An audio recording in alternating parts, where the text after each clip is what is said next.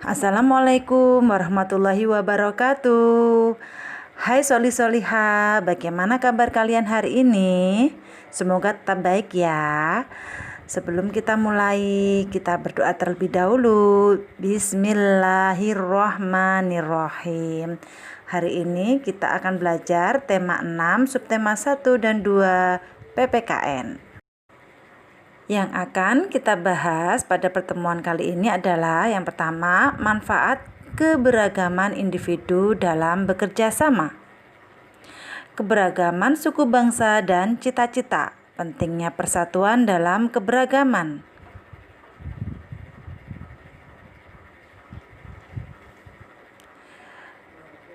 Kita mulai pembelajaran kali ini dengan manfaat keragaman individu dalam bekerja sama. Setiap individu mempunyai karakteristik yang berbeda yang meliputi budaya, hobi, dan sifat. Keberagaman merupakan kekayaan yang dimiliki bangsa Indonesia yang sesuai dengan semboyan bangsa, yaitu Bhinneka Tunggal Ika, yang artinya walaupun berbeda-beda tetap satu jua. Manfaat keberagaman individu. 1. Dapat saling melengkapi kekurangan. Kedua, dapat saling bertukar ide atau pendapat. Yang ketiga, dapat memberi saran atas kekurangan masing-masing. Dan yang terakhir, dapat belajar hal-hal baru.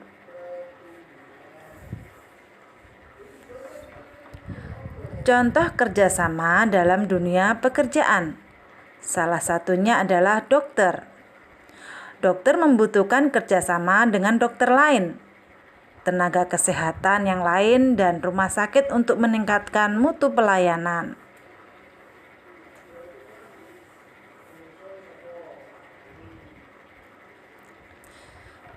Yang kita bahas selanjutnya adalah keberagaman suku bangsa. Keberagaman yang ada di Indonesia merupakan anugerah Tuhan yang harus disyukuri. Beberapa sikap yang harus diterapkan, yang pertama adalah toleransi, kedua adalah menghargai dan menghormati keberagaman, yang ketiga menikmati dan mempelajari kebudayaan daerah lain, dan yang keempat menjadikan keragaman sebagai kekayaan bukan perbedaan. Keragaman kegemaran dalam meraih cita-cita. Cita-cita merupakan impian yang ingin kita wujudkan. Salah satu usaha untuk mewujudkan cita-cita adalah dengan menekuni hobi atau kegemaran. Contohnya, Lani sangat suka menyanyi. Ia bercita-cita ingin menjadi penyanyi. Yang kita pelajari selanjutnya adalah pentingnya persatuan dalam keberagaman.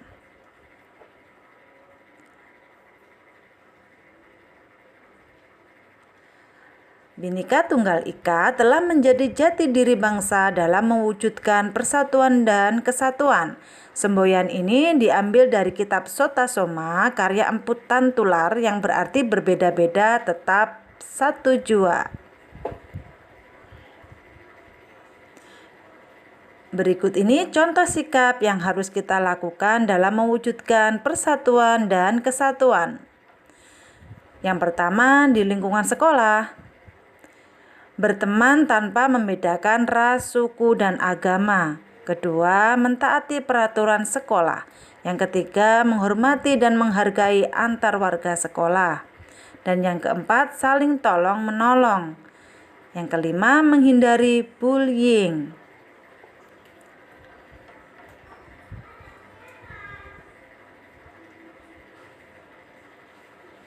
Selanjutnya, di lingkungan tempat tinggal. Yang pertama, menyelesaikan masalah dengan musyawarah. Yang kedua, menjaga ketertiban dan kebersihan lingkungan. Yang ketiga, mentaati peraturan yang berlaku di lingkungan sekitar. Dan keempat, menerapkan sikap kekeluargaan. Kelima, tolong menolong tanpa membeda-bedakan.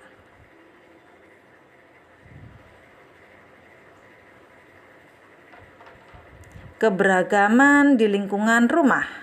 Berikut ini contoh kegiatan yang mencerminkan persatuan dan kesatuan dalam keluarga.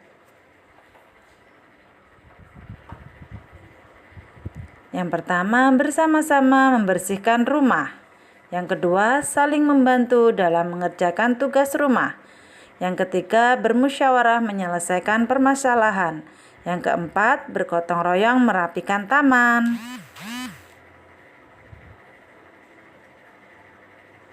Manfaat mengenal bahasa dan makanan khas daerah. Contoh bahasa daerah yang ada di Indonesia: Gayo, Sunda, Betawi, dan Jawa. Sedangkan contoh makanan khas yang ada di Indonesia yang antara lain lumpia dari Semarang, gudeg dari Jogja, ayam betutu dari Bali, dan empek-empek dari Palembang. Apa sih manfaat mengenal bahasa daerah dan makanan khas? Yuk kita lihat yuk. Manfaatnya yang pertama adalah dapat menghargai keberagaman di sekitar. 2. Dapat menikmati makanan khas Indonesia. Dan yang ketiga, dapat berkomunikasi dengan keluarga menggunakan bahasa daerah. Dan yang terakhir, dapat mempromosikan makanan khas daerah. Selanjutnya, kita akan belajar muatan pelajaran seni budaya dan prakarya.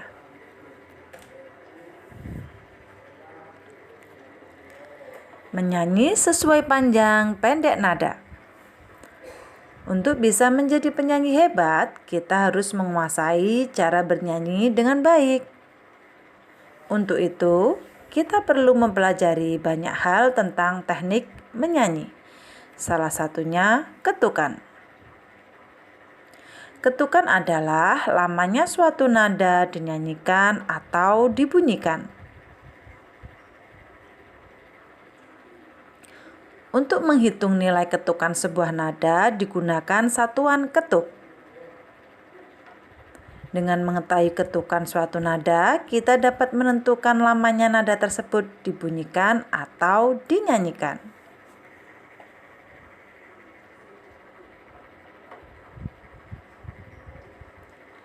Perhatikan melodi berikut.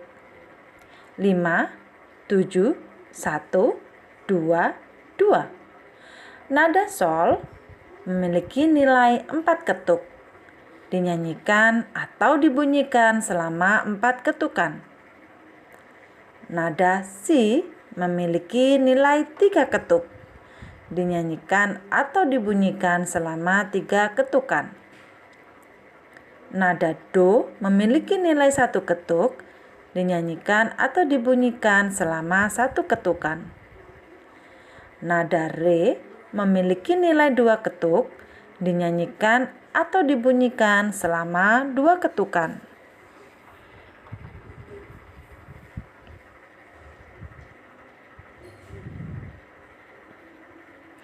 Untuk bunyi yang panjang dapat dibantu dengan lambang legatura, berbentuk garis lengkung ke bawah.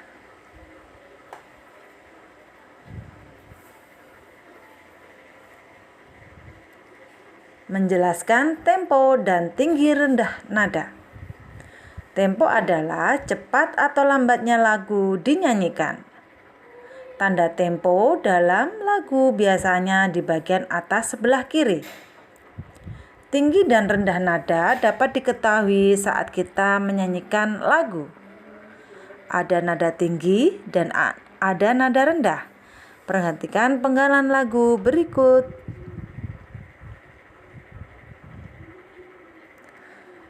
Berikut adalah penggalan lagu Kebunku.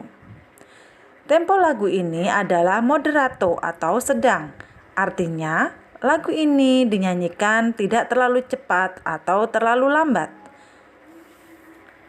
Not-not dalam lirik lagu memiliki tinggi dan rendah nada yang berbeda-beda. Berikut adalah beberapa macam-macam tempo dalam lagu. Tempo cepat disebut allegro.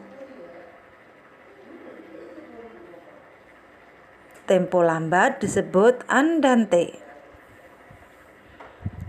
Kemudian tempo sangat lambat disebut grave.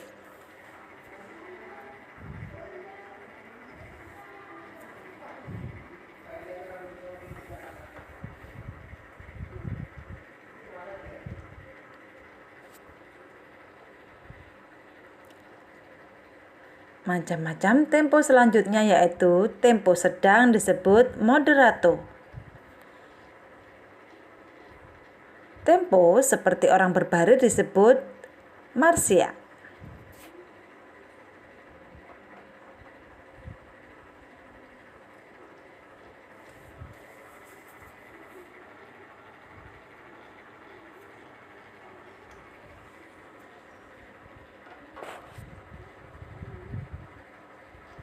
Menyanyikan lagu sesuai tempo dan tinggi rendah nada.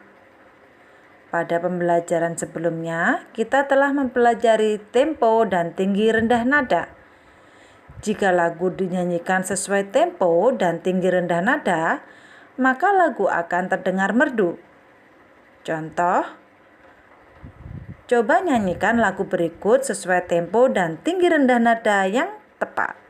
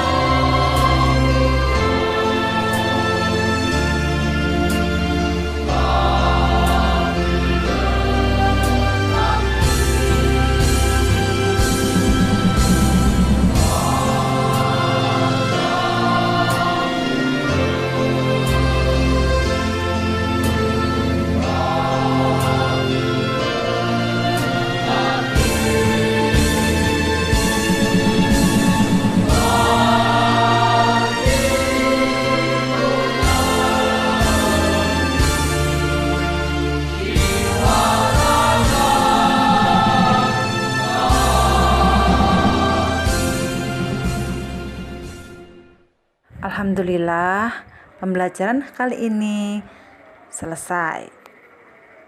Semoga pembelajaran hari ini memberikan manfaat buat kalian. Jangan lupa tetap semangat dan jaga kesehatan. Sampai bertemu lagi di video selanjutnya. Ustazah akhiri. Wassalamualaikum warahmatullahi wabarakatuh.